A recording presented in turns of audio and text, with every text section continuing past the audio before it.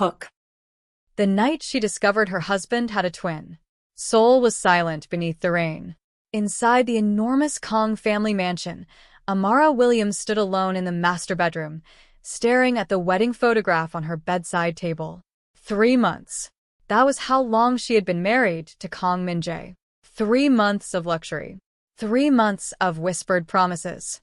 3 months of believing she finally understood the mysterious man she had fallen in love with. Until tonight, Min-Jae had disappeared without explanation. No phone call. No message. Nothing. Then, at exactly midnight, the bedroom door slowly opened. Amara turned. Min-Jae stood in the doorway. His expensive black suit was soaked from the rain. His white shirt was stained with blood. But what frightened Amara wasn't the blood. It was the man standing behind him. She froze. The stranger had Min-Jae's face. The same black hair. The same sharp jaw. The same dark eyes. Even the same small scar above his eyebrow.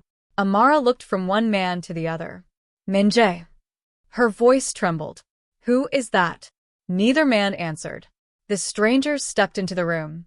Min-Jae immediately moved between them. Don't come any closer.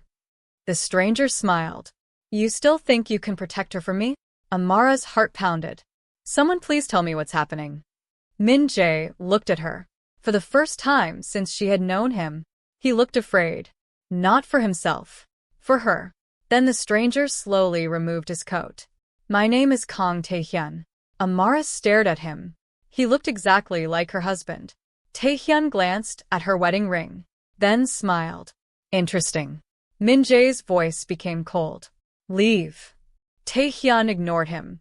Instead, he looked directly at Amara. Did he tell you? Tell me what? Tae-Hyun's smile disappeared. That your husband has an identical twin. Amara's fingers went cold. She turned toward Min-Jae. Is that true? Silence. And that silence was her answer. But before she could ask another question, a series of gunshots erupted somewhere downstairs. The mansion lights went out. Amara screamed. Min-Jae grabbed her hand. Tae-Hyun pulled a pistol from beneath his jacket. For the first time, the brothers stood side by side. Identical faces. Identical danger. But completely different expressions. Min-Jae whispered, Stay behind us. Tae-Hyun looked at his brother. Tonight, brother. He raised his weapon. We protect her together. Amara stared at the two men. She had married one of them. She had just discovered the other existed. And somewhere in the darkness outside the mansion, an entire army had come to kill them. She had no idea that before sunrise, she would discover the real reason both brothers had been fighting over her. Act 1. The husband with a secret. 3 months earlier, Amara Williams never expected to fall in love in Seoul. She had moved from Lagos for a new career opportunity, determined to build a life far away from everything familiar. Then she met Kang Min-Jae. Their first meeting happened at a charity gala hosted by one of Seoul's wealthiest families. Min-Jae stood alone near the balcony, dressed in a perfectly tailored black suit. He wasn't smiling. He wasn't drinking. He simply watched the room. When Amara accidentally stepped beside him, she glanced at the crowd and whispered, Everyone here looks like they're afraid of someone. Min-Jae looked at her. They are. She laughed. I hope you're joking. He wasn't. That was the first thing she learned about him. Min-Jae was mysterious, powerful, and strangely gentle whenever they were alone. Within weeks, they were inseparable. Within 2 months, he proposed. Amara knew the relationship was moving quickly, but something about him made her feel safe. So she said yes. The wedding was beautiful, but there was one strange detail. Almost nobody from Min-Jae's family attended. Whenever Amara asked about his parents or childhood, he changed the subject. My family isn't simple, he would say. She accepted that answer because she trusted him. Until the night she saw the gun. It happened accidentally. Min-Jae had returned home after midnight. Amara was waiting in the living room when his jacket slipped from his shoulder. A black pistol fell onto the marble floor. She stared at it, then at him. Min-Jae. His expression immediately hardened. Don't touch it. She stepped backward. Why do you have a gun? He picked it up. It's complicated. No. Her voice became firmer. It's our marriage. You don't get to call everything complicated. For several seconds, he said nothing. Then he walked toward her. There are things about my family you don't understand. Then explain them. I can't. Why? His eyes softened. Because the moment you know everything about me, you're no longer safe. That sentence stayed with her. 2 weeks later, Min-Jae disappeared. No warning. No explanation. Just gone. Amara spent the entire day calling him. Nothing. That evening, she noticed something strange. Several black cars were parked outside the mansion. Men in dark suits stood around the property. They weren't security guards she recognized. One of them approached the entrance. Mrs. Kang, you need to stay inside. Who are you? The man hesitated. People who are here to protect you. From what? He didn't answer. Then every light in the mansion suddenly went out. Amara heard footsteps. Slow, heavy, coming from the hallway. She reached for her phone. A voice whispered from the darkness. Amara? She froze. It was Min-Jae. The lights came back on. He stood at the end of the corridor. But something was wrong. His face was bruised. Blood covered his cuff. And behind him stood the man who looked exactly like him. The stranger stared at Amara, then at her wedding ring, and quietly said, So this is the woman you married. Min-Jae immediately raised his gun. Tae-Hyun. His brother smiled. Miss me? Amara's heart stopped. She finally understood. The man standing beside her husband wasn't a stranger. He was his twin. And Min-Jae had hidden him from her for their entire marriage. Act 2. The twin who was supposed to be dead. Amara couldn't move. She stared at the two identical men standing across the hallway. One was her husband. The other was a stranger who somehow knew her name. Min-Jae lowered his gun slightly. Tae-Hyun, leave. Tae-Hyun laughed. After 7 years? He looked at Amara. I think she deserves the truth. Amara turned toward her husband. 7 years. Min-Jae closed his eyes. Amara? Who is he? Tae-Hyun answered before his brother could. Your husband. He pointed at Min-Jae. And I'm his identical twin. Amara shook her head. That's impossible. Tae-Hyun smiled bitterly. That's exactly what they wanted everyone to believe. He explained that he and Min-Jae had been born into the Kang family, one of Seoul's most powerful criminal dynasties. Their father had controlled a vast underground empire involving gambling, shipping, private security companies, and illegal smuggling networks. Min-Jae was raised to inherit it. Tae-Hyun was raised to protect him. But the brothers had never been treated equally. Their father believed only one son could become the next Kang leader. So the twins were constantly forced to compete. Until one night, everything changed. 7 years earlier, the Kang mansion was attacked. Their father was murdered. Tae-Hyun was blamed. The family announced that he had died while escaping the attack. But the truth was different. He didn't die, Min-Jae said quietly. He disappeared. Tae-Hyun's eyes hardened. I was betrayed. By who? Tae-Hyun looked toward the mansion's upper floor. Your father. Amara frowned. My father? No. He shook his head. The man who raised us. The man who killed our real father. The room went silent. Min-Jae stepped forward. That's why I kept him away from you. Tae-Hyun laughed. You didn't keep me away from her. You kept her away from the truth. Suddenly, a gunshot shattered the window. Glass exploded across the hallway. Min-Jae grabbed Amara and pulled her behind a marble pillar. Tae-Hyun returned fire. More gunshots followed. Men stormed through the mansion's rear entrance. Min-Jae shouted to his security team, Protect my wife. Tae-Hyun looked at him. Our enemies found us. They were supposed to. Min-Jae's expression changed. What? Tae-Hyun reached into his coat and removed a small black drive. This contains the names of everyone involved in father's murder. Min-Jae stared at it. You found it. I've spent 7 years looking. Amara looked between them. Then why come here? Tae-Hyun looked directly at her. Because you're the only person they can't control. Before Amara could respond, another explosion shook the mansion.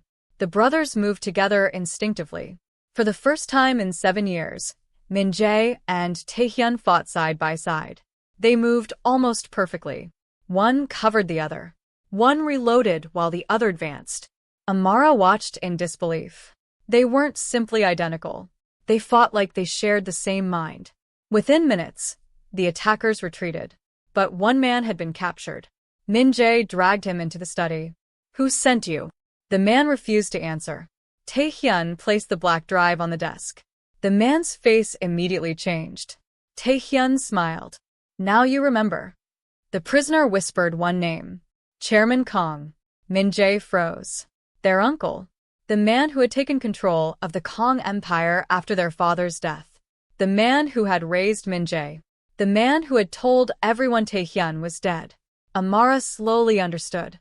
Her husband hadn't been hiding a twin because he was ashamed of him. He had been hiding him because someone inside the Kang family wanted him dead. Then Tae-Hyun looked at Amara. "There is something else." "What?" He glanced at her wedding ring. "Your marriage isn't the coincidence you think it is." Amara's blood ran cold. Act 3. The wife they both wanted to protect. Amara slowly removed her wedding ring. "What does my marriage have to do with your family?" Neither brother answered immediately. Finally, Min-Jae sat down. "Your father knew ours." Amara stared at him. "My father?" Tae-Hyun nodded. "Before you were born, your father worked with the Kang family. He wasn't a gangster. He was an accountant who handled legitimate parts of the family's businesses." "Then why would anyone care about me?" "Because he discovered something." Tae-Hyun opened the black drive. Thousands of encrypted files appeared on the computer. Bank accounts, property records, names, payments, and photographs. Then Amara saw one photograph that made her stop breathing. Her father stood beside the Kang twins as children. She had never seen the picture before. "Your father discovered that our uncle was secretly moving money through the family businesses," Min-Jae explained. "He planned to expose him. But before he could, he disappeared," Tae-Hyun finished. Amara's eyes filled with tears. "My mother always told me he died in an accident." "It wasn't an accident," Tae-Hyun said. Silence filled the room. For years, Amara had believed her father's death was simply a tragedy. Now she was discovering it had been part of a much larger conspiracy. Min-Jae reached for her hand. "I didn't know the entire truth when I married you." Amara pulled her hand away. "But you knew enough to keep me in the dark." "I was trying to protect you. You lied to me. I was afraid you'd become a target." Tae-Hyun looked at his brother. "And she became one anyway." Before Min-Jae could respond, the study doors opened. An elderly woman entered. She was Madame Seo, the family's longtime housekeeper. She placed an old envelope on the desk. "Your father left this for her." Amara opened it. Inside was a letter addressed to her. Her father's handwriting. Her hands trembled as she read. "Amara, if this letter ever reaches you, the people who destroyed our family have found you." She stopped. Below the letter was a photograph of her parents standing with the Kang twins. On the back were 6 words. "Trust neither brother until the truth emerges." Amara looked up. Both twins were watching her. For the first time, she couldn't tell which one she trusted. Then the mansion's security alarm began screaming. Madame Seo rushed to the window. Black vehicles were approaching the estate from every direction. Min-Jae immediately grabbed his weapon. "They're here." Tae-Hyun looked at the photograph. "No." His expression changed. "They're not here for the drive."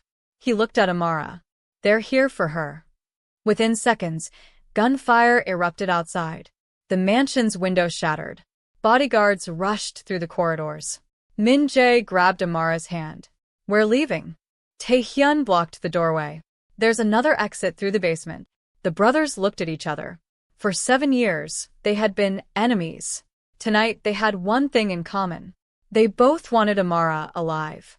But as they hurried toward the hidden passage, a phone began ringing inside the study. Min-Jae stopped. The call was coming from Chairman Kang. He answered. A calm voice came through the speaker. "Bring me the girl." Min-Jae's face hardened. Then the chairman added, "And choose carefully which brother she leaves with." The call ended. Amara looked at the twins. Neither spoke, because they both understood the message. The chairman wasn't simply hunting them. He was turning the brothers against each other. Act 4. Blood between brothers. The hidden tunnel beneath the Kang mansion was almost completely dark. Amara followed the twins through the narrow passage, while distant explosions shook the walls above them. Min-Jae kept looking back. Tae-Hyun noticed. "You still don't trust me." Min-Jae stopped. "I trusted you once. And you believed I was dead. You disappeared. Because Uncle Kang wanted me dead." Min-Jae stepped closer. "You could have come back." Tae-Hyun's expression hardened. "And watch him turn you against me?" Before the argument could continue, Amara stepped between them. "Enough." Both brothers looked at her.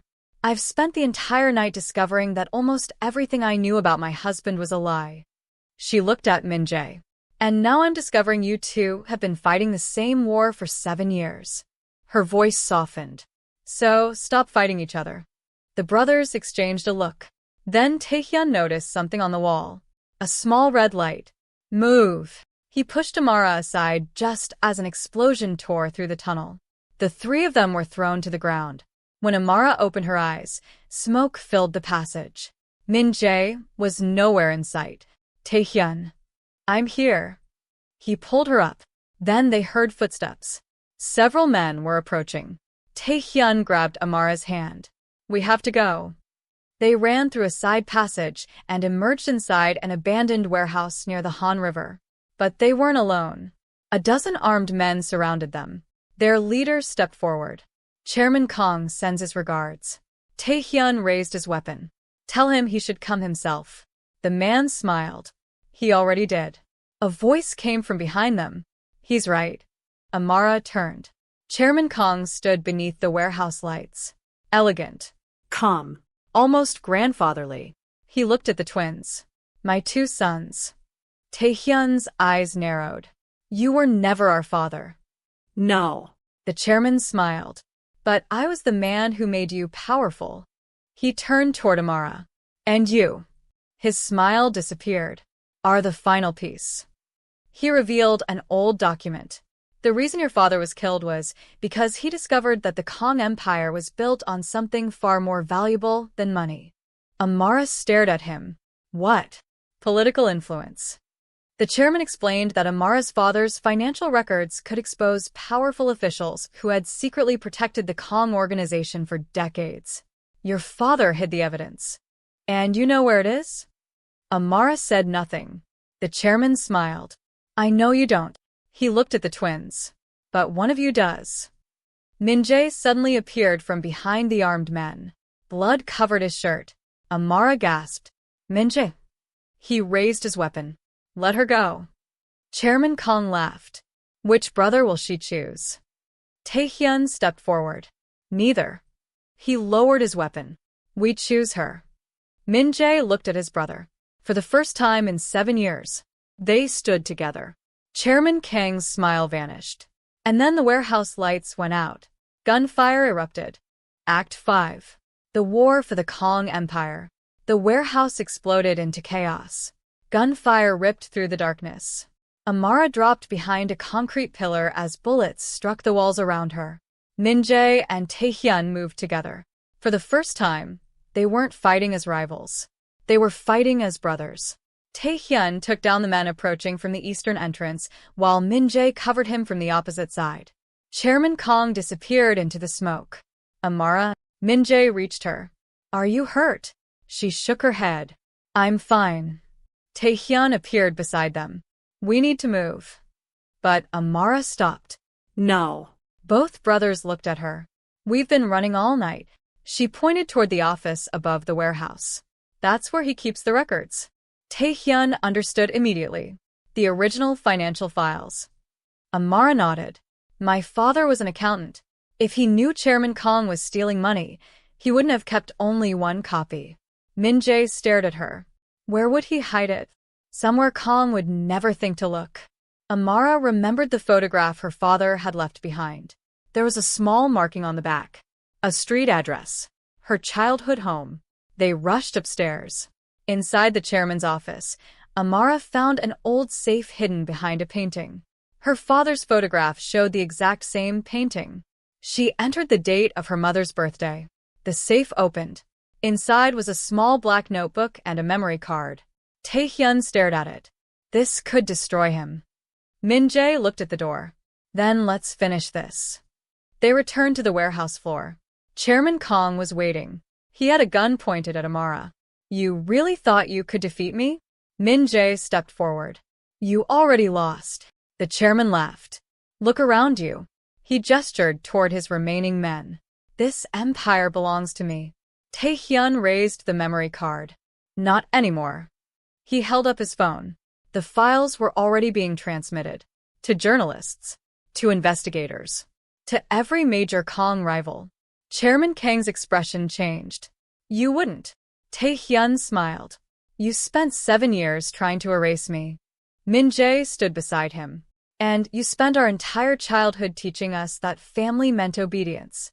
He looked at his brother. We learned something else. Tae-Hyun nodded. Family means standing together. The chairman fired. Min-Jae pushed Amara aside. Tae-Hyun fired back. The chairman fell.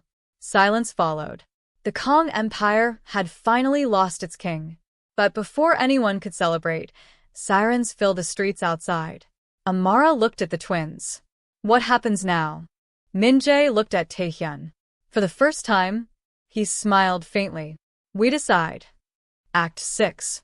The woman who changed both brothers. 6 months later, Seoul looked different. The Kang Empire was gone.